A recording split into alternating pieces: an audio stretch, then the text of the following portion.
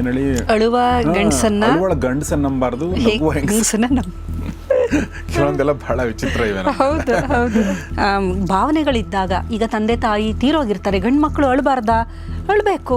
ನೀವು ಅಳದಿದ್ದ ಪಕ್ಷದಲ್ಲಿ ಏನಾಗುತ್ತೆ ಅಂದರೆ ನಿಮಗೆ ಹೃದಯದ ಮೇಲೆ ಅದು ಹೆಚ್ಚಿನ ಒತ್ತಡ ಬೀಳುತ್ತೆ. ಮಗು ಆಟ ಆಡ್ತಾ ಇರುತ್ತೆ, ಆಯ್ತಾ, ಬೀಳುತ್ತದು. ಯಾರು ಇಲ್ಲ ಅಂದರೆ ಅಳಲ್ಲ, ಎಲ್ಲ ಇದ್ದಾರೆ ಅಂದರೆ ಹೋ ಅಂತ ಕಿರ್ಚ್ಕೊಂಡು ಹತ್ಕೊಂಡು ಎಲ್ಲ ಹೋಗಿ ಸಮಾಧಾನ. ಈ ಕಣ್ಣೀರಲ್ಲಿ 3 ಥರ ಇದೆ, 3 ವಿಧ.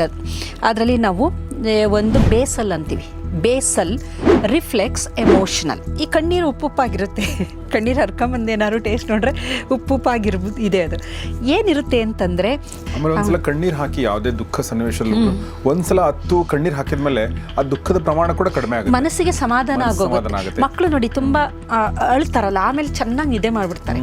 ಆದರೆ ಗಂಡಸರಿಗೆ ಏನಾಗುತ್ತೆ ಅಂದರೆ ಅಳಕ್ಕಾಗೋದಿಲ್ಲ. ಅವರು ಆ ಒತ್ತಡದ ಹಾರ್ಮೋನು ದೇಹದಲ್ಲಿ ಇರುತ್ತೆ, ಅದು ಮೆಟಬಲೈಸ್ ಆಗಕ್ಕೆ ಮೊದಲು, ಅಂದರೆ ಅದೆಲ್ಲ ಕರಗೋಗೋಕ್ಕೆ ಮೊದಲು ಎಷ್ಟೊತ್ತಿರುತ್ತೆ ಅಲ್ಲಿವರೆಗೂ ಅದು ದೇಹದ ಬೇರೆ ಬೇರೆ ಅಂಗಾಂಗಗಳನ್ನು ಡ್ಯಾಮೇಜ್ ಮಾಡುತ್ತೆ. ಆಮೇಲೆ ನಾವು ಹೆಣ್ಮಕ್ಳು ಮತ್ತು ಗಂಡಸರ ಆಯುಷ್ಯವನ್ನು ಗಮನಿಸಿದ್ರೆ ದೀರ್ಘಾಯುಷಗಳು ತುಂಬಾ ಜನ ಹೆಣ್ಮಕ್ಳೇ ಇರ್ತಾರೆ, ಗಂಡಸರು ಅಲ್ಲ. ಗಂಡಸರು ಸಾಯ್ತಾರೆ ಕಂಪೇರಿಂಗ್ ಟು ವಿಮೆನ್. ಹೌದು. ಮನುಷ್ಯನಿಗೆ ನೀಡಿರುವ ಒಂದು ಅದ್ಭುತವಾದ ಚಿಕಿತ್ಸೆ ಅಂದರೆ ಕಣ್ಣೀರು. ನೀವು ಸುಮ್ಮನೆ ಹಾಗೆ ಅಬ್ಸರ್ವ್ ಮಾಡಿ, ಯಾವ ವ್ಯಕ್ತಿ ಅಥವಾ ಹೆಂಗಸು ತೀರ ಅಳೋದೇ ಇಲ್ಲ, ಅವರಿಗೆ ಬಹಳಷ್ಟು ಸೈಕೋಸಿಸ್ ಪ್ರಾಬ್ಲಮ್ಗಳಿರುತ್ತೆ. ಡಿಪ್ರೆಷನ್ನಲ್ಲಿದ್ದವ್ರು ಅಳೋದಿಲ್ಲ, ಡಿಪ್ರೆಷನ್ನಲ್ಲಿ ಯಾರು ಇರ್ತಾರೆ ಅವರು ಅಳೋದಿಲ್ಲ. ನನಗೊಬ್ಬರು ಪರಿಚಯದವ್ರು ಇದ್ರು, ನನಗೆ ಭಾಳ ಆಶ್ಚರ್ಯ ಆಗೋದು, ಆ ಮಹಿಳೆ ಅವರ ತಂದೆ ತಾಯಿ ಸತ್ತಾಗಲೂ ಕಣ್ಣೀರು ಹಾಕಿಲ್ಲ. ಅವರು ಅದಕ್ಕೆ ಕಾರಣವೂ ಇದೆ. ಅವರಲ್ಲಿ ಬಾಲ್ಯದಲ್ಲಿ ಆಗಿರುವಂತಹ ಅವರಿಗೆ ಆಗಿರುವ ಹಿಂಸೆಗಳಾಗಿರ್ಬೋದು, ದೌರ್ಜನ್ಯಗಳಾಗಿರಬಹುದು. ಇಲ್ಲಿ ಈ ಒಂದು ಸಂದರ್ಭದಲ್ಲಿ ನಾನು ಒಂದು ಸಣ್ಣ ಕತೆ ಓದಿದ್ದೆ. ಅದರಲ್ಲಿ ಯಾವ ಥರ ಇತ್ತು ಅಂತಂದರೆ, ಒಬ್ಬ ಯುವತಿ, ಅವಳಿಗೆ 1 ವರ್ಷದ ಮಗು ಇರುತ್ತೆ. ಗಂಡ ಅವನು ಒಂದು ಸೈನ್ಯದಲ್ಲಿ ಕೆಲಸ ಮಾಡ್ತಾ ಇರ್ತಾನೆ. ಎಸ್, ಈ ಜೊತೆಗೆ ಇನ್ನೊಂದು ಮಾತಿದೆ, ಒಂದು ಆಕ್ಷೇಪಣೆ, ಅದು ಬಹುಶಃ ಕಣ್ಣೀರು ಹೆಣ್ಮಕ್ಳ ಅಸ್ತ್ರ ಕೂಡ ಅಂತೇಳಿ. ಏನೊಂದು ಕೆಲಸ ಆಗದೆ ಇದ್ದಾಗ ಕಣ್ಣೀರು ಹಾಕ್ಬಿಟ್ರೆ ಗಂಡ ಅದನ್ನು ಒಪ್ಕೊಳ್ಳೇಬೇಕು, ಆ ಥರದ್ದೊಂದಿದೆ.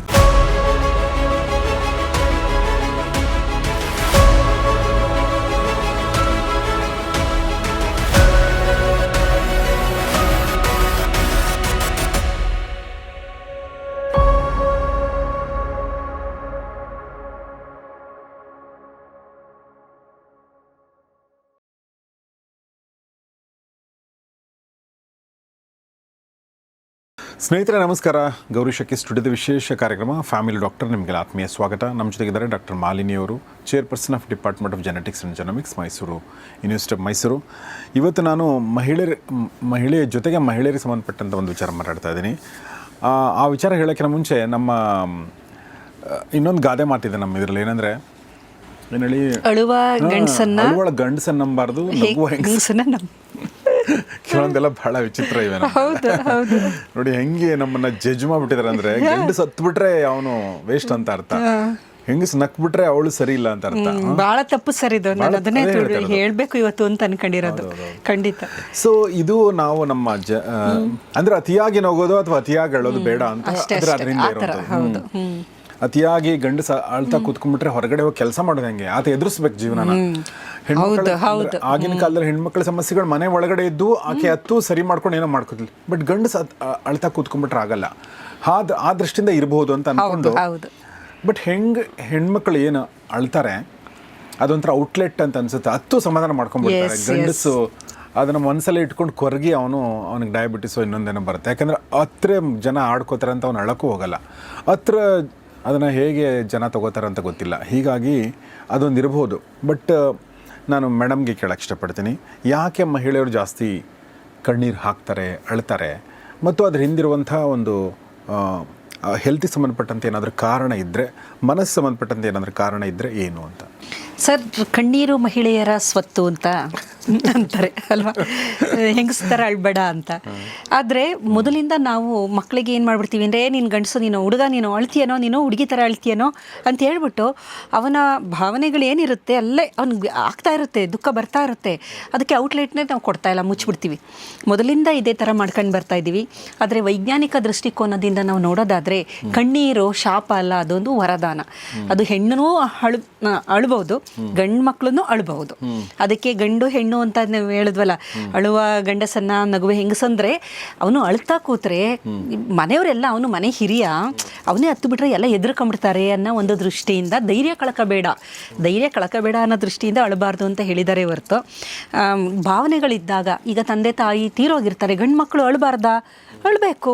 ಇಲ್ಲ ಅಂತಂದರೆ ಅದನ್ನು ತಡ್ಕೊಳಕ್ಕಾಗೋದಿಲ್ಲ ಅವ್ರಿಗೆ. ಅದೇನಾಗುತ್ತೆ, ನೀವು ಅಳದಿದ್ದ ಪಕ್ಷದಲ್ಲಿ ಏನಾಗುತ್ತೆ ಅಂದರೆ ನಿಮಗೆ ಹೃದಯದ ಮೇಲೆ ಅದು ಹೆಚ್ಚಿನ ಒತ್ತಡ ಬೀಳುತ್ತೆ, ವೈಟಲ್ ಆರ್ಗನ್ಸ್ಗಳಿದ್ದೀರ ದೇಹದಲ್ಲಿ ಅದ್ರ ಮೇಲೆ ಹೆಚ್ಚಿನ ಒತ್ತಡ ಬೀಳುತ್ತೆ.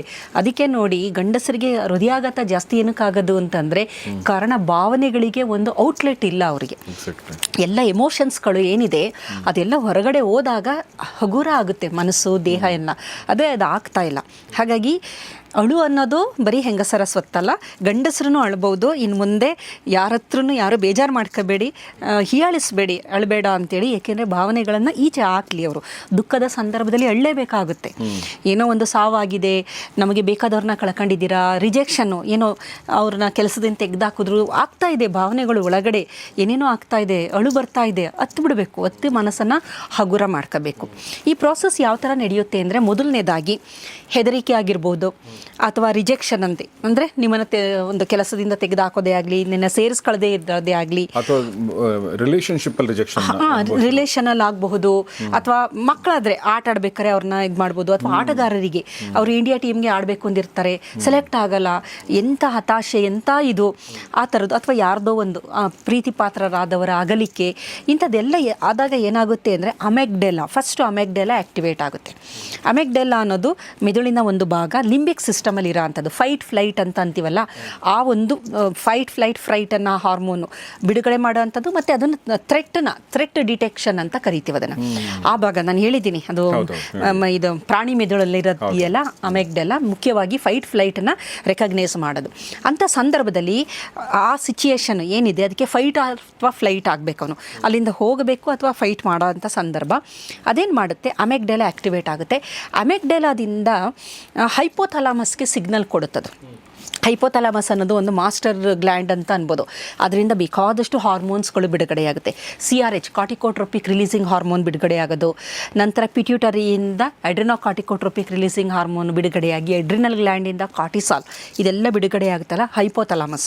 ಫಸ್ಟು ಅಮೆಗ್ಡೆಲಾ ಆ್ಯಕ್ಟಿವೇಟ್ ಆಗುತ್ತೆ ಸ್ಟಿಮ್ಯುಲೇಷನ್ಗೆ, ದೆನ್ ಹೈಪೋಥಾಲಮಸ್ ಆ್ಯಕ್ಟಿವೇಟ್ ಆಗುತ್ತೆ. ಅಲ್ಲಿಂದ ಪ್ರಿಫ್ರಾಂಟಲ್ ಕಾರ್ಟೆಕ್ಸ್ ಜಡ್ಜ್ ಮಾಡುತ್ತೆ. ಪ್ರಿಫ್ರಾಂಟಲ್ ಕಾರ್ಟೆಕ್ಸ್ ಮುಂಭಾಗದ ಮೆದುಳು ಸಿಚುಯೇಷನ್ಗೆ ಅಳಬೇಕಾ ಬೇಡವಾ ಅನ್ನೋದನ್ನು ಜಡ್ಜ್ ಮಾಡಿ ನಂತರ ಅಳುವ ಪ್ರಕ್ರಿಯೆ, ಫಿಸಿಯಾಲಜಿಕಲ್ ಆ್ಯಕ್ಟಿವಿಟಿ ಅದಾಗೋದು. ಈಗ ಭಾಳ ನೀವು ಒಂದು ನೋಡಿ, ಮಗು ಆಟ ಆಡ್ತಾ ಇರುತ್ತೆ ಆಯಿತಾ, ಬೀಳುತ್ತದು, ಯಾರು ಇಲ್ಲ ಅಂದರೆ ಅಳಲ್ಲ, ಎಲ್ಲ ಇದ್ದಾರೆ ಅಂದರೆ ಹೋ ಅಂತ ಕಿರ್ಚ್ಕೊಂಡು ಹತ್ಕೊಂಡು ಎಲ್ಲ ಹೋಗಿ ಸಮಾಧಾನ. ಇದು ಹೆಂಗೆ ಅಂತಂದರೆ ಜನ ಇದ್ದರೆ ಮಾತ್ರ ಅಳು ಬರೋದು. ಕಾಡಲ್ಲಿ ಹೋಗಿರ್ತೀವಿ, ಎಲ್ಲೋ ಸಿಗಾಕೊಂಡಿರ್ತೀವಿ, ಅಳಲ್ಲ. ಏಕೆಂದರೆ ಕೇಳೋರು ಯಾರು ಇರಲ್ವಲ್ಲ ಅಲ್ಲಿ. ಕೇಳೋರು ಇದ್ದಾರೆ ಅಂದರೆ ಅಳು ಬರುತ್ತೆ, ಕೇಳೋರು ಇಲ್ಲ ಅಂದರೆ ಅದು depending up on the surrounding. ಎಲ್ಲ ಇದ್ದಾಗ ಸೆಕ್ಯೂರ್ಡ್, ನನಗೆ ಎಲ್ಲ ಇದ್ದಾರೆ ಅಂದಾಗ ಅಳು ಬರೋದು. ಯಾರು ಇಲ್ಲ ಅಂದಾಗ ಅಳು ಬರಲ್ಲ, ಇನ್ನೊಂದು ಪಾತ್ವೆ ಆ್ಯಕ್ಟಿವೇಟ್ ಆಗಿಬಿಡುತ್ತೆ. ಅವಾಗ ಕಾಡಲ್ಲಿ ನಾವೇ ಹತ್ಕೊಂಡು ಕೂರಲ್ಲ, ದಾರಿ ತಪ್ಪಿದ್ದೀವಿ ಅಂತ ಅಂತ ಹತ್ರ ಏನು ಪ್ರಯೋಜನ ಇಲ್ಲ, ಗೊತ್ತಿರುತ್ತೆ. ಅಲ್ಲಿ ದಾರಿ ಹುಡುಕ್ಬೇಕು ನಾವು. ಹಾಗಾಗಿ ಅಳುವ ಪ್ರಕ್ರಿಯೆ ಈ ಥರ ಆಗೋಂಥದ್ದು. ನಮ್ಮ ಪ್ರಿಫ್ರಾಂಟಲ್ ಕಾರ್ಟೆಕ್ಸ್ ಆ್ಯಕ್ಟಿವೇಟ್ ಆಗಿ ಅಳಬೇಕಾ ಬೇಡವಾ ಅಂತ ಡಿಸೈಡ್ ಮಾಡುತ್ತೆ. ಈ ಕಣ್ಣೀರಲ್ಲಿ 3 ಥರ ಇದೆ, 3 ವಿಧ.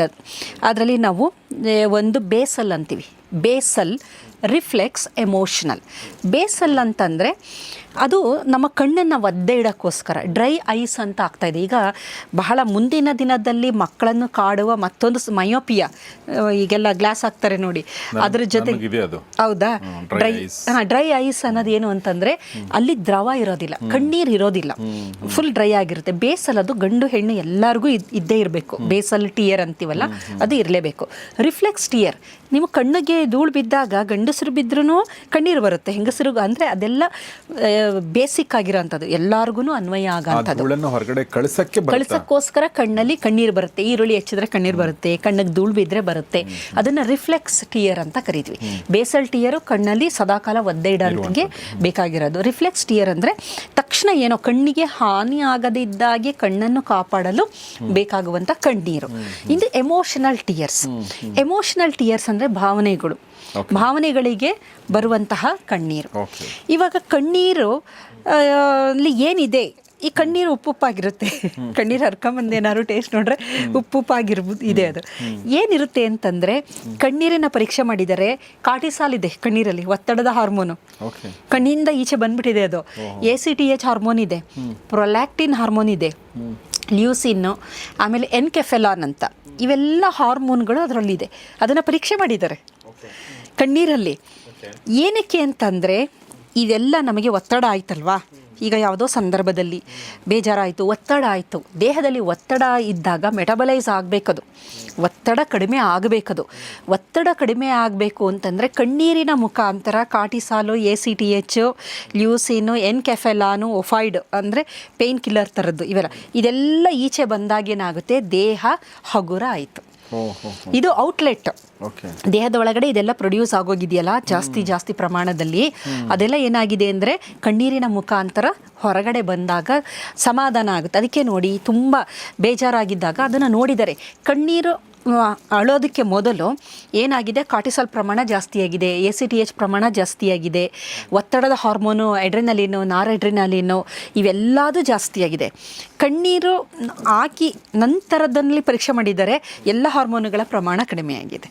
ಆಮೇಲೆ ಒಂದ್ಸಲ ಕಣ್ಣೀರು ಹಾಕಿ ಯಾವುದೇ ದುಃಖ ಸನ್ನಿವೇಶದಲ್ಲಿ ಒಂದ್ಸಲ 10 ಕಣ್ಣೀರು ಹಾಕಿದ್ಮೇಲೆ ಆ ದುಃಖದ ಪ್ರಮಾಣ ಕೂಡ ಕಡಿಮೆ ಆಗುತ್ತೆ, ಮನಸ್ಸಿಗೆ ಸಮಾಧಾನ ಆಗೋಗುತ್ತೆ. ಮಕ್ಕಳು ನೋಡಿ ತುಂಬಾ ಅಳ್ತಾರಲ್ಲ, ಆಮೇಲೆ ಚೆನ್ನಾಗಿ ನಿದ್ದೆ ಮಾಡ್ಬಿಡ್ತಾರೆ ಆರಾಮಾಗಿ. ನೋಡಿ 10 ಮಲಗ್ಬಿಟ್ಟಿದ್ದಾನೆ ಅವನು, ಏನೋ ನೀನು ಕರ್ಕೊಂಡು ಹೋಗ್ಲಿಲ್ಲ, ನೀನೇನೋ ಕೊಡಿಸ್ಲಿಲ್ಲ, ಅದಕ್ಕೆ ಅಳ್ತಾ ಇದ್ದ, ಇವಾಗ ಮಲ್ಕೊಂಡಿದ್ದಾನೆ. ಮಲಗಿ ಎದ್ದ ಮೇಲೆ ಫ್ರೆಶ್ ಆಗಿರ್ತಾರೆ, ನೆಮ್ಮದಿ. ಕಾರಣ ಏನಂದ್ರೆ ಕಣ್ಣೀರಿನ ಮುಖಾಂತರ ಈ ಎಲ್ಲ ಹಾರ್ಮೋನುಗಳು, ಒತ್ತಡವನ್ನು ಉಂಟು ಮಾಡುವ ಹಾರ್ಮೋನ್ ಎಲ್ಲ ಹೊರಗಡೆ ಹೋಗಿರೋದ್ರಿಂದ ಅವರು ಆರಾಮಾಗಿರ್ತಾರೆ. ಇದು ಒಂದು ಔಟ್ಲೆಟ್, ಇದು ಬೇಕೇ ಬೇಕು. ಆದರೆ ಗಂಡಸರಿಗೆ ಏನಾಗುತ್ತೆ ಅಂದರೆ ಅಳಕ್ಕಾಗೋದಿಲ್ಲ. ಅವರು ಆ ಒತ್ತಡದ ಹಾರ್ಮೋನು ದೇಹದಲ್ಲಿ ಇರುತ್ತೆ, ಅದು ಮೆಟಬಲೈಸ್ ಆಗಕ್ಕೆ ಮೊದಲು, ಅಂದರೆ ಅದೆಲ್ಲ ಕರಗೋಗಕ್ಕೆ ಮೊದಲು ಎಷ್ಟೊತ್ತು ಇರುತ್ತೆ ಅಲ್ಲಿವರೆಗೂ ಅದು ದೇಹದ ಬೇರೆ ಬೇರೆ ಅಂಗಾಂಗಗಳನ್ನು ಡ್ಯಾಮೇಜ್ ಮಾಡುತ್ತೆ. ಹಾಗಾಗಿಯೇ ಪುರುಷರಿಗೆ ಬಹಳ ಬೇಗ ತೊಂದರೆಗಳು, ಆರೋಗ್ಯಕ್ಕೆ ಸಂಬಂಧಿಸಿದಂತಹ ತೊಂದರೆಗಳಾಗೋದು, ಹೃದಯಾಘಾತ ತುಂಬ ಆಗೋದೇ ಅಷ್ಟೇ. ನೋಡಿ, ದುಃಖದ ಸಂದರ್ಭದಲ್ಲಿ ಎದೆನೋವು ಬಂದ್ಬಿಡುತ್ತೆ, ಚೆಸ್ಟ್ ಪೇಯ್ನ್ ಬರುತ್ತಲ್ವ, ಹೊಟ್ಟೆ ನೋವು, ಚೆಸ್ಟ್ ಪೇಯ್ನು ಎಲ್ಲ ಬರೋ ಅಂಥದ್ದು ಸಾಮಾನ್ಯವಾಗಿ ನಾವು ನೋಡುವಂಥ ಸಂಗತಿ. ಆಮೇಲೆ ನಾವು ಹೆಣ್ಮಕ್ಳು ಮತ್ತು ಗಂಡಸರ ಆಯುಷ್ಯವನ್ನು ಗಮನಿಸಿದ್ರೆ ದೀರ್ಘಾಯುಷಗಳು ತುಂಬ ಜನ ಹೆಣ್ಮಕ್ಳೇ ಇರ್ತಾರೆ, ಗಂಡಸರು ಅಲ್ಲ. ಗಂಡಸರು ಸಾಯ್ತಾರೆ ಕಂಪೇರಿಂಗ್ ಟು ವಿಮೆನ್. ಹೌದು. ಇದರಲ್ಲಿ ಏನು ಮಾಡಿದ್ದಾರೆ ಅಂದರೆ ಫಂಕ್ಷನಲ್ MRI ಮಾಡಿದ್ದಾರೆ. ಅಳುವವರು ಯಾರು ಅಳುತ್ತಾರೆ ಅವರ ಒಂದು ಫಂಕ್ಷನಲ್ MRI ಮಾಡಿದಾಗ ಅವರ ಅಮೆಗ್ಡೆಲಾ ಇದೆಯಲ್ಲ, ಅಮೆಗ್ಡೆಲಾ ರೀಜನ್ನು ಹೈಪರ್ ಆ್ಯಕ್ಟಿವೇಟ್ ಆಗಿರೋದು ಕಮ್ಮಿ ಆಗಿಬಿಡುತ್ತೆ. ಅಮೆಗ್ಡೆಲಾ ಜಾಸ್ತಿ ಆ್ಯಕ್ಟಿವೇಟ್ ಆಗಬಾರ್ದು. ಮುಂಭಾಗದ ಮೆದುಳು ಚೆನ್ನಾಗಿ ಆ್ಯಕ್ಟಿವೇಟ್ ಆಗಿದೆ. ಆಮೇಲೆ ಪ್ಯಾರಾಸಿಂಪಥೆಟಿಕ್ ನರ್ವಸ್ ಸಿಸ್ಟಮ್ ಆ್ಯಕ್ಟಿವೇಟ್ ಆಗಿದೆ. ಅಳುವ ಪ್ರಕ್ರಿಯೆ ಇದೆಯಲ್ಲ, ಪ್ಯಾರಾಸಿಂಪಥೆಟಿಕ್ ನರ್ವಸ್ ಸಿಸ್ಟಮ್ ಆ್ಯಕ್ಟಿವೇಟ್ ಆಗೋಂಥದ್ದು, ದೇಹವನ್ನು ಎಲ್ಲ ಕಂಟ್ರೋಲ್ಗೆ ತಗೊಳ್ಳೋ ಅಂಥದ್ದು. ಹಾಗಾಗಿ ಅಳುವ ಪ್ರಕ್ರಿಯೆನ ಚಿಕಿತ್ಸೆ ಅಂತ ಕರೀತಾರೆ. ಪ್ರಕೃತಿ ಮನುಷ್ಯನಿಗೆ ನೀಡಿರುವ ಒಂದು ಅದ್ಭುತವಾದ ಚಿಕಿತ್ಸೆ ಅಂದರೆ ಕಣ್ಣೀರು. ಕಣ್ಣೀರಿನ ಮುಖಾಂತರ ದೇಹದಲ್ಲಿ ಚಿಕಿತ್ಸೆ ನಡೆಯುತ್ತೆ. ಪ್ಯಾರಾಸಿಂಪಥೆಟಿಕ್ ನರ್ವಸ್ ಸಿಸ್ಟಮ್ ಆ್ಯಕ್ಟಿವೇಟ್ ಆಗುತ್ತೆ, ವೇಗಸ್ ನರ್ವ್ ಆ್ಯಕ್ಟಿವೇಟ್ ಆಗುತ್ತೆ. ನಂತರ ಏನಾಗುತ್ತೆ, ದೇಹದಲ್ಲಿ ಏನು ಏರುಪೇರುಗಳಾಗಿರುತ್ತೆ ಅದೆಲ್ಲ ಸಮಸ್ಥಿತಿಗೆ ಬರುತ್ತೆ. ಫಂಕ್ಷನಲ್ MRI ಮಾಡಿ ನೋಡಿದ್ದಾರೆ, ಅದರಲ್ಲಿ ಬ್ರೈನ್ದು ಯಾವ್ಯಾವ ರೀಜನ್ ಆ್ಯಕ್ಟಿವೇಟ್ ಆಗುತ್ತೆ ಅಂತ. ಅತ್ತ ನಂತರ ಅಮೆಗ್ಡೆಲಾ ರೀಜನ್ನು ಸಪ್ರೆಸ್ ಆಗ್ತಾ ಇದೆ, ಪ್ರಿಫ್ರಾಂಟಲ್ ಕಾರ್ಟೆಕ್ಸ್ ಆ್ಯಕ್ಟಿವೇಟ್ ಆಗುತ್ತೆ. ಕೆಲವೊಮ್ಮೆ ನೋಡಿ 10 ಸಮಾಧಾನ ಆದಮೇಲೆ ನಮಗೆ ಸಮಸ್ಯೆಗೆ ಉತ್ತರ ಸಿಕ್ಕುತ್ತೆ. ಅಲ್ಲಿವರೆಗೂ ಸಿಕ್ಕಿರಲ್ಲ, ಗಾಬರಿ, ಏನೇನೋ ದುಃಖ, ಮಿಕ್ಸ್ಡ್ ರಿಯಾಕ್ಷನ್. ನಂತರ ಪರಿಹಾರ ಸಿಗುತ್ತೆ ಇಲ್ಲ ನಾವು ಅದನ್ನ ಅಕ್ಸೆಪ್ಟ್ ಮಾಡ್ಕೊಳ್ತೀವಿ. ಹೌದು, ಇದು ಹೀಗಿದೆ, ಇಟ್ಸ್ ಓಕೆ ಅನ್ನೋ ಥರ ಬಂದ್ಬಿಡುತ್ತೆ ಮನಸ್ಸಿಗೆ. ಹೌದು. ಹಾಗಾಗಿ ಮನುಷ್ಯನಿಗೆ ಅಳು ಅನ್ನೋದು ಒಂದು ಚಿಕಿತ್ಸೆ. ಬಹಳಷ್ಟು ಜನ ಅಳೋದಿಲ್ಲ, ಕೆಲವರು ಅಳದೇ ಇರೋಂಥವ್ರು ಬಹಳಷ್ಟು ಜನ ಇದ್ದಾರೆ. ನೀವು ಸುಮ್ಮನೆ ಹಾಗೆ ಅಬ್ಸರ್ವ್ ಮಾಡಿ, ಯಾವ ವ್ಯಕ್ತಿ ಅಥವಾ ಹೆಂಗಸು ತೀರಾ ಅಳೋದೇ ಇಲ್ಲ ಅವರಿಗೆ ಬಹಳಷ್ಟು ಸೈಕಾಸಿಸ್ ಪ್ರಾಬ್ಲಮ್ಗಳಿರುತ್ತೆ. ಡಿಪ್ರೆಷನಲ್ಲಿ ಇದ್ದವ್ರು ಅಳೋದಿಲ್ಲ, ಡಿಪ್ರೆಷನ್ನಲ್ಲಿ ಯಾರಿರ್ತಾರೆ ಅವರು ಅಳೋದಿಲ್ಲ. ಆಮೇಲೆ ಆ್ಯಂಗ್ಸೈಟಿ ಇರೋರು ಅಳೋದಿಲ್ಲ. ಆಮೇಲೆ ಅಲೆಕ್ಸೆಥೇಮಿಯಾ ಅಂತ ಒಂದು ಕಾಯಿಲೆ, ಅದರಲ್ಲಿ ಅವರಿಗೆ ಆ ಒಂದು ಎಮೋಷನ್ಸೇ ಬರೋದೇ ಇಲ್ಲ, ಅಳಬೇಕು ಅಂತಲೇ ಅನಿಸೋದಿಲ್ಲ. ಆ ಥರದ್ದು ಒಂದು ಇದೆ. ಕೆಲವೊಬ್ಬರನ್ನ ನಾವು ನೋಡಿರ್ಬೋದು. ನನಗೊಬ್ಬರು ಪರಿಚಯದವರಿದ್ರು, ನನಗೆ ಭಾಳ ಆಶ್ಚರ್ಯ ಆಗೋದು, ಆ ಮಹಿಳೆ ಅವರ ತಂದೆ ತಾಯಿ ಸತ್ತಾಗಲೂ ಕಣ್ಣೀರು ಹಾಕಿಲ್ಲ. ಜಗತ್ತಲ್ಲಿ ನಾನು ನೋಡಿದ ಆಶ್ಚರ್ಯ ಅದು.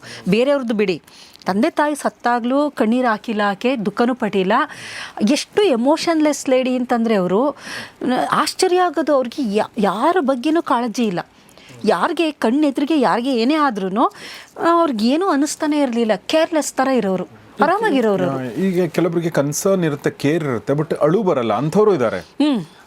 ಅದು ಇದೆ, ನಾನು ಹೇಳಿದ್ದೇನೆ ಅಲೆಕ್ಸೆಥೀಮಿಯಾ ಅಂತ ಒಂದು ತೊಂದರೆ. ಅಲ್ಲೇನಾಗುತ್ತೆ ಅಂದರೆ ಭಾವನೆಗಳಿರುತ್ತೆ, ಎಕ್ಸ್ಪ್ರೆಸ್ ಮಾಡೋಕ್ಕೆ ಆಗ್ತಾ ಇರೋದಿಲ್ಲ. ಕೆಲವರು ಯಾವ ಥರ ಆಗ್ಬಿಟ್ಟಿರ್ತಾರೆ ಅಂತಂದರೆ ಅವರು ಅದಕ್ಕೆ ಕಾರಣನೂ ಇದೆ. ಅವರಲ್ಲಿ ಬಾಲ್ಯದಲ್ಲಿ ಆಗಿರುವಂತಹ ಅವರಿಗೆ ಆಗಿರುವ ಹಿಂಸೆಗಳಾಗಿರ್ಬೋದು, ದೌರ್ಜನ್ಯಗಳಾಗಿರಬಹುದು, ಅದೆಲ್ಲ ಏನಾಗಿರುತ್ತೆ ಅಂತಂದರೆ ಆ ಅಮೆಗ್ಡಲ್ ಹೈಪರ್ ಆ್ಯಕ್ಟಿವ್ ರೀಚ್ ಆಗಿ ಥ್ರೆಶೋಲ್ಡ್ ಲೆವೆಲ್ ರೀಚ್ ಆಗಿಬಿಟ್ಟು ಒಂಥರ ಸಪ್ರೆಸ್ ಆಗಿಬಿಟ್ಟಿರ್ತಾರೆ. ಹಾಗಾಗಿ ಅವರಿಗೆ parasympathetic nervous system, Vegas nervous system activate ಆಗೋದೇ ಇಲ್ಲ ಅವರಿಗೆ. ಹಾಗಾಗಿ ಅಳೋದೇ ಇಲ್ಲ ಅವರು. ಒಂಥರ ಇಲ್ಲಿ ಈ ಒಂದು ಸಂದರ್ಭದಲ್ಲಿ ನಾನು ಒಂದು ಸಣ್ಣ ಕತೆ ಓದಿದ್ದೆ. ಅದರಲ್ಲಿ ಯಾವ ಥರ ಇತ್ತು ಅಂತಂದರೆ, ಒಬ್ಬ ಯುವತಿ, ಅವಳಿಗೆ 1 ವರ್ಷದ ಮಗು ಇರುತ್ತೆ. ಗಂಡ ಅವನು ಒಂದು ಸೈನ್ಯದಲ್ಲಿ ಕೆಲಸ ಮಾಡ್ತಾ ಇರ್ತಾನೆ. ಅವಾಗೇನಾಗುತ್ತೆ, ಒಂದು ಯುದ್ಧ ನಡೆದಾಗ ಅವನು ತೀರೋಗ್ತಾನೆ. ಅವನ ದೇಹವನ್ನು ತರ್ತಾರೆ. ತಂದಾಗ ಬಂಧುಗಳು ಎಲ್ಲ ತುಂಬ ಅಳ್ತಾರೆ, ಬಿದ್ದು ಹೊರಳಾಡ್ಕೊಂಡು. ತಂದೆ ತಾಯಿ ಎಲ್ಲ ಅವನ ಶವದ ಮೇಲೆ ಬಿದ್ದು ಹೊರಳಾಡಿ ಅಳ್ತಾ ಇರ್ತಾರೆ. ಇವಳ ಕಣ್ಣಿಂದ ಒಂದು ಹನಿ ನೀರು ಬರ್ತಾ ಇರೋದಿಲ್ಲ, ಸುಮ್ಮನೆ ನಿಂತಿರ್ತಾಳೆ. ಆವಾಗ ಎಲ್ಲ ಬಹಳಷ್ಟು ಜನ ಆಶ್ಚರ್ಯಪಡ್ತಾರೆ, ನೋಡು ಅಳ್ತಾನೆ ಇಲ್ಲ ಅಂತ. ಆಗ ವಯಸ್ಸಾದವರು ಒಬ್ರು ಇರ್ತಾರೆ, ಅವರು ನೋಡು ಇಲ್ಲ, ಇವಳನ್ನು ಹಾಗೆ ಬಿಟ್ಬಿಟ್ರೆ ಇವಳು ಹುಚ್ಚಿ ಆಗ್ಬಿಡ್ತಾಳೆ, ಇವಳು ಅಳಲೇಬೇಕು, ಇವಳು ಅಳಲಿಲ್ಲ ಅಂತಂದರೆ ಇವಳು ಒಳಗಡೆ ನಡೀತಾ ಇರೋ ಯುದ್ಧ ಭಾವನೆಗಳೆಲ್ಲ ಇದೆಯಲ್ಲ, ಆ ದುಃಖ, ಅದು ಔಟ್ಲೆಟು ನಾವು ಕೊಡಲಿಲ್ಲ ಅಂತಂದರೆ ಖಂಡಿತ ಇವಳು ಬದುಕೋದಿಲ್ಲ. ಈಗೇನು ಮಾಡೋದು ಅಂತೇಳಿ 1 ವರ್ಷದ ಮಗು ಇರುತ್ತಲ್ಲ, ಅದನ್ನ ತಂದು ಅವಳು ತೊಡೆ ಮೇಲೆ ಹಾಕ್ತಾರೆ. ತೊಡೆ ಮೇಲೆ ಹಾಕಿದ ತಕ್ಷಣ ಅವಳಿಗೆ ಅಲ್ಲಿವರೆಗೂ ಹಿಡಿದಿಟ್ಕೊಂಡಂತಹ ದುಃಖ ಏನಿರುತ್ತೆ ಎಲ್ಲ ಆ ಮಗುನ ನೋಡಿದಾಗ, ಮುಖ ನೋಡಿದಾಗ ಅವಳಿಗೆ ಅದು ಇದಾಗುತ್ತೆ. ಅಂದರೆ ಇದೊಂದು ಚಿಕಿತ್ಸೆ ಅಂತ.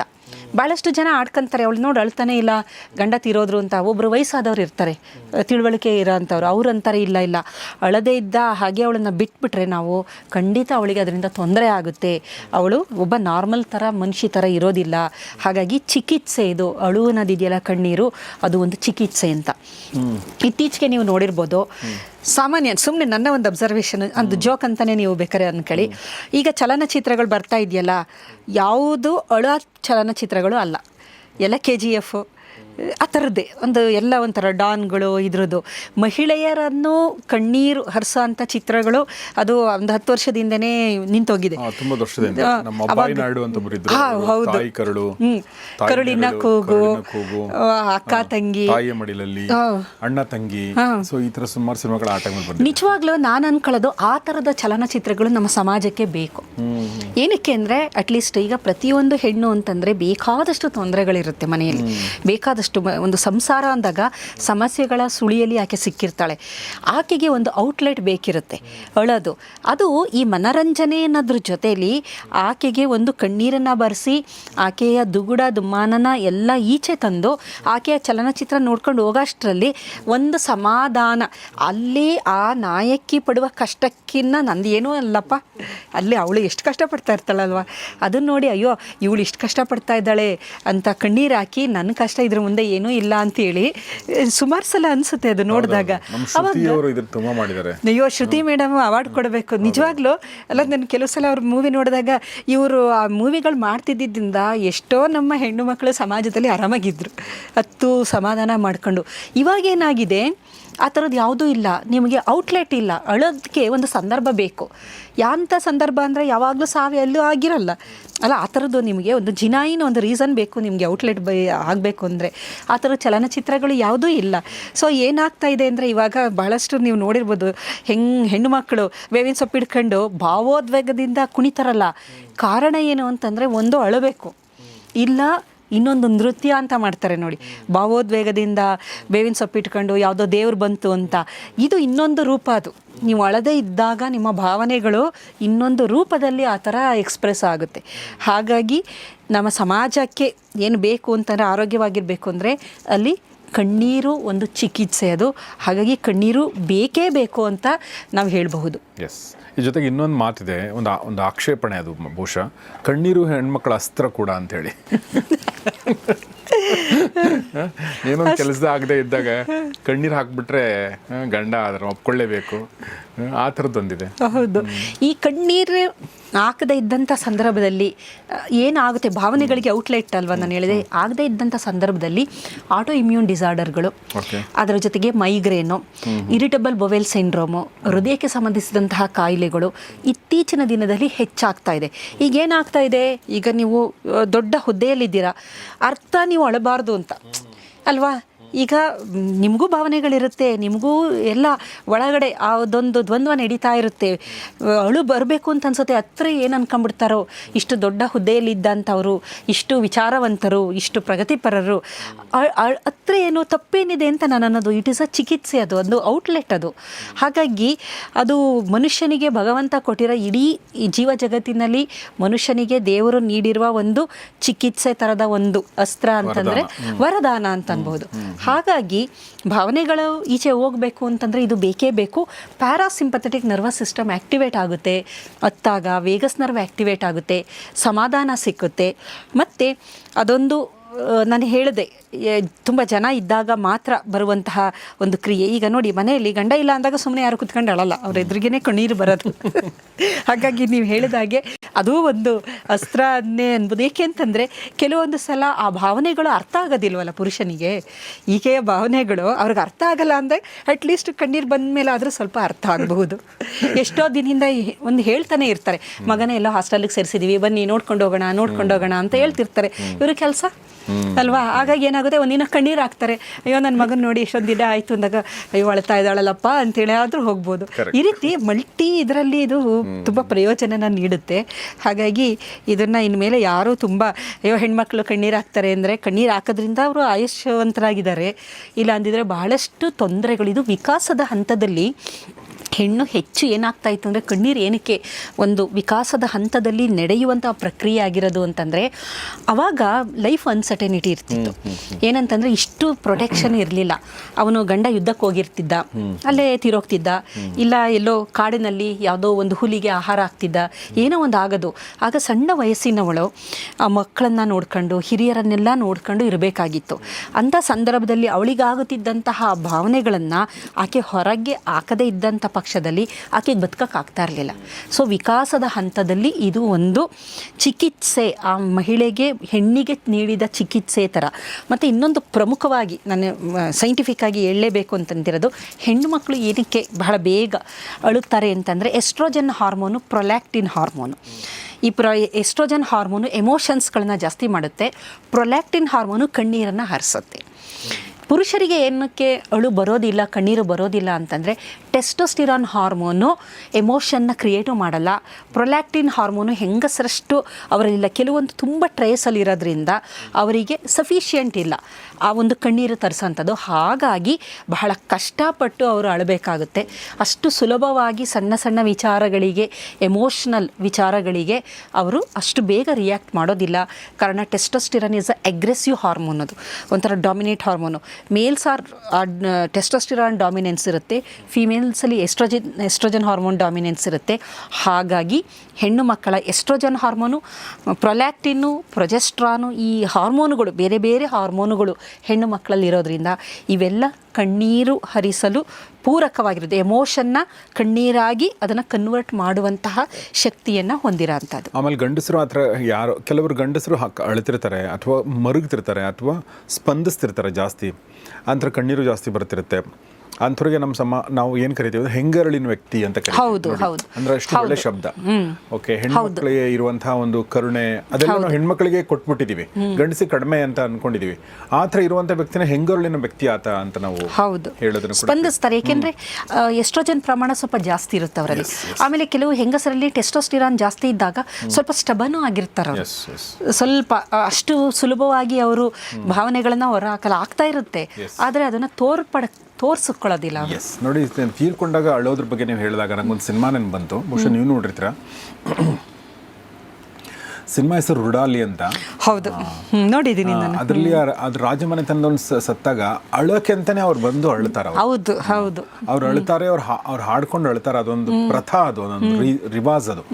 ಸೊ ಹಾಗೆ ನಮ್ಮಲ್ಲಿ ಅಳೋದಕ್ಕೂ ಕೂಡ ಒಂದು ನೀವು ಹೇಳಿದ ಹಾಗೆ ಅದಕ್ಕೊಂದು ವಿಕಾಸದ ಹಂತದಲ್ಲಿ ಏನು ಬಂದಿದೆಯೋ ಅದಕ್ಕೊಂದು ಕಾರಣ ಇದೆ, ಸುಮ್ಮನೆ ಅಲ್ಲ ಅದು. ಖಂಡಿತ. ನೀವು ಹೇಳಿದಾಗ ನನಗೆ ಜ್ಞಾಪಕ ಬಂತು. ಈಗ ನಮ್ಮ ತಂದೆ ಒಂದು 3 months ಹಿಂದೆ ತೀರೋದ್ರಲ್ಲ, ಬಹಳಷ್ಟು ದುಃಖ ಆಯಿತು. ನಾವೆಲ್ಲ ಹತ್ಕೊಂಡು ಊರಿಗೆ ಹೋದ್ವು. ಏಕೆಂದರೆ ಸುತ್ತೂರಲ್ಲೇ ಅವ್ರಿಗೆ ಬಹಳ ಮೊದಲಿಂದ ತುಂಬ ಆಸೆ, ಅವ್ರಿಗೆ ಹುಟ್ಟೂರಲ್ಲಿ ತುಂಬ ಅವ್ರಿಗೆ ಪ್ರೀತಿ ಆ ಮಣ್ಣು. ಹಾಗಾಗಿ ಅಲ್ಲೇ ಅವ್ರನ್ನ ಅಂತ್ಯಕ್ರಿಯೆ ಮಾಡೋಣ ಅಂತ ತಗೊಂಡು ಹೋದ್ಮೇಲೆ ಅಲ್ಲಿ ನಮ್ಮ ಸಂಬಂಧಿಕರೆಲ್ಲ ಇದ್ರಲ್ಲ, ಅವ್ರು ಬಂದು ಎಷ್ಟು ನೀವು ಹೇಳಿದಾಗೆ ರುಡಾಲಿಲಿ ಹೇಳ್ತಾರಲ್ಲ ರಾಗವಾಗಿ, ಅಣ್ಣ ಬಿಟ್ಟೋದೆ, ಅಣ್ಣ ಅಣ್ಣ, ನಾವು ಇನ್ಯಾರನ್ನ ಅಣ್ಣ ಅನ್ನೋದು ಅಂದರೆ ಒಂಥರ ರಾಗವಾಗಿ ಅದನ್ನು ಹೇಳ್ಬೇಕಾದ್ರೆ ಪುನಃ ನಮಗೆ ದುಃಖ. ಆ ದುಃಖ ಎಷ್ಟು ಅಂತಂದರೆ ನಿಮಗೆ ಒಂದು ಫೈನಲಿ ಒಂಥರ ರಿಲೀಫ್ ಸಿಗೋವರೆಗೂ ಒಬ್ಬೊಬ್ಬರು ಬಂದಾಗಲೂ ಪುನಃ ದುಃಖ ಬರೋದು, ಅದು ನಿಂತೋಗೋದು, ಪುನಃ ಬಂದಾಗ ದುಃಖ. ನಿಜವಾಗ್ಲೂ ಅದೆಲ್ಲ ರಿಚುವಲ್ಸ್ಗಳು ಮನುಷ್ಯನಿಗೆ ಬೇಕು. ಇವಾಗ ಏನಾಗಿದೆ ಅಂದರೆ ಯಾರು ತಿರೋದ್ರೂ ಅಳೋದಿಲ್ಲ, ಬಟ್ ಇರುತ್ತೆ ಒಳಗಡೆ ಫೀಲಿಂಗ್ಸು, ಅದು ಔಟ್ಲೆಟ್ ಇಲ್ಲ ಅಂತಂದಾಗ ಅದನ್ನು ಇನಿಷಿಯೇಟ್ ಮಾಡೋರು ಒಬ್ಬರು ಬೇಕು. ನೀವು ಹೇಳಿದಾಗ ನನಗೆ ಜ್ಞಾಪಕ ಬಂತು, ಒಂದು ವ್ಯಕ್ತಿ ಬೇಕು ಅದಕ್ಕೆ. ಒಂದಷ್ಟು ಜನ ಅದನ್ನು ಹೇಳಬೇಕು. ನೋಡಿ, ರಾಗವಾಗಿ ಅವರ ಗುಣಗಾನ ಮಾಡ್ಕೊಂಡು ಹಾಡು ಹೇಳಿ ಅಳ್ತಾರೆ ಅವರು. ಉತ್ತರ ಕರ್ನಾಟಕದಲ್ಲಿ ಇದು ಯಾವಾಗಲೂ ಇದು ನಡೀತಾ ಇರುತ್ತೆ. ಕೆಲವರಿಗೆ ಅದು ಬೇರೆ ಥರ ಅನ್ಸ್ಬೋದು, ಬಟ್ ಅವರು ಪ್ರತಿಯೊಂದು ಅವ್ರಿದ್ರೆ ಏನ್ ಮಾಡ್ತಿದ್ರು, ಅವ್ರು ಏನ್ ಮಾಡಿದ್ರು, ಅವ್ರು ಏನ್ ಕೇಳಿದ್ರು, ಅವ್ರು ಏನ್ ಊಟ ಮಾಡ್ತಿದ್ರು, ಓಕೆ, ಇನ್ಯಾರಕ್ಕೆ ತಂದು ಕೊಡ್ಲಿ, ಇನ್ಯಾರಕ್ಕೆ ನಾನು ಮಾಡ್ಲಿ, ಇನ್ಯಾರು ನನ್ನ ಕರೀತಾರೆ, ಆ ಥರ ಎಲ್ಲ ಹೇಳ್ತಾರೆ. ನಿಜ, ಅದು ನಾವು ಅದನ್ನ ಆಡ್ಕೋಬಾರ್ದು. ಅದ್ರ ಹಿಂದೆ ಒಂದೊಂದು ಸತ್ಯಗಳಿದೆ. ಅದಾದಾಗ ಏನಾಗುತ್ತೆ ಅಂದರೆ ಎಷ್ಟು ಮನಸ್ಸಿನಲ್ಲಿ ನಮಗೆ ಒಂದು ನೋವಿರುತ್ತಲ್ಲ, ಅದೆಲ್ಲ ಒಂದು ಕಡೆ ನೀರಾಗಿ, ಈ ಮಂಜುಗಡ್ಡೆ ಇರುತ್ತಲ್ಲ, ಅದು ನೀರಾಗಿ ಹರಿದೋಗುತ್ತೆ ಅನ್ನತ್ತೀವಲ್ಲ, ಆ ಥರ ಹರಿದೋಗುತ್ತದೆ. Very true. ನಾನೊಂದು ಕತೆ ಓದಿದ್ದೆ ಸುಮಾರು ವರ್ಷಗಳ ಹಿಂದೆ. ನಮ್ಮ ಗಿರಿಡ್ಡಿ ಗೋವಿಂದರಾಜ್ ಅಂತ ಒಬ್ಬರು ಕಥೆಗಾರರು, ವಿಮರ್ಶಕರು ಕೂಡ, ನಮ್ಮ ಡಿಪಾರ್ಟ್ಮೆಂಟ್ HOD ಕೂಡ ಆಗಿದ್ರು. ನಾನು MA ಇಂಗ್ಲೀಷ್ ಓದ್ರು. ಅವ್ರದ್ದೊಂದು ಮಣ್ಣು ಅಂತ ಕತೆ ಇದೆ. ಅದು ಅವ್ರ ಲೈಫಿನ ಕಥೆನೇ ಅಂತ ಅನ್ಸುತ್ತೆ. ಅವರ ತಂದೆ ತೀರ್ಕೋತಾರೆ. ತಂದೆನ ನೀವು ಹೇಳಿದ್ದೆ ಸೇಮ್. ತಂದಾಗ ಅಲ್ಲಿ ಹೆಣ್ಮಕ್ಳು ಹೇಗೆ ಎಳ್ತಾರೆ ಮತ್ತು ಹೇಗೆ ಅದನ್ನ ಅಂದ್ರೆ ಆ ಇಡೀ ಪ್ರೊಸೆಸ್ಸನ್ನು ಎಷ್ಟು ಅವ್ರು ಕಟ್ಕೊಟ್ಟಿದ್ದಾರೆ ಅಂದ್ರೆ ಅದನ್ನ ಓದ್ತಿರ್ಬೇಕಾದ್ರೆ ಅಳು ಬರುತ್ತೆ. ಅಷ್ಟು ಚೆನ್ನಾಗಿ ಬರೆದಿದ್ದಾರೆ. ಅಂದ್ರೆ ನಮ್ಮ ಮಣ್ಣಿಂದದು ಕತೆ. ಸೊ ಅದು ನೆನಪು ಬಂತು ನನಗೆ. ಹಾಗೆ ಅಳು ಅಂದ ತಕ್ಷಣ ಇಷ್ಟೊಂದೆಲ್ಲ ಇದೆ, ಕಣ್ಣೀರು ಅಂದ ತಕ್ಷಣ ಇಷ್ಟೊಂದೆಲ್ಲ ಇದೆ. ಸೊ ಇದು ನನ್ನ ಪ್ರಕಾರ ಮೇಡಮ್ ಹೇಳಿರುವಂಥದ್ದು, ನಮ್ಮ ಮನಸ್ಸಲ್ಲಿರುವಂಥ ಕೆಲವೊಂದು ಸಂಕುಚಿತ ಭಾವನೆಗಳನ್ನ ನಾವು ತೊಡೆದು ಹಾಕಿ ನಮ್ಮ ವಿಶಾಲ ಮನೋಭಾವ ಬರಬೇಕು ಅಂತಂದ್ರೆ ಇದೆಲ್ಲ ನಮ್ಗೆ ಗೊತ್ತಿರಬೇಕು.